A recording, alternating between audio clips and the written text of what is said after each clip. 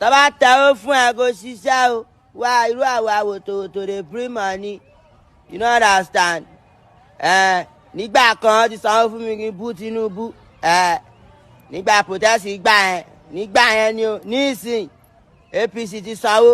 kí n máa sọ pé akoi Tinubu so tó bá sanwó fún ẹ kó ṣiṣẹ́ no repeat ẹ ti hàn sáà ìgbà kan ti sanwó fún mi pé kí n bú Tinubu so mo gbowó iṣẹ́ mi gbà ẹ̀ mo dẹ̀ ṣe so now bàbá ló kàn Tinubu ló kàn ẹja ló ní bú olówó Èkó ló kàn so àwọn ni wọ́n tẹ̀wó so mo gbọ́dọ̀ ṣiṣẹ́ owó tí mo gbà so akoi APC dàpọ̀ àbí kò dànù láti ẹ̀ kó máa gbọ́ ó ti gbọ́. ẹ̀yin tèmi Portable akoi ripin o akoi rigging o akoi conscience akoi pé ayé ẹ̀yin YouTube ó ní wọ́n ń rà yẹn like I'm not saying that Tinubu is not capable or is capable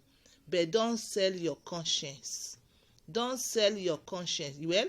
most of this money sef owó yín ni owó wa ni so ẹ̀tọ́ wa ni pé ká gbà á ká sì dìgbò fún conscience wa yes ẹ̀tọ́ wa ni pé ká gba owó yẹn ká dìgbò fún conscience wa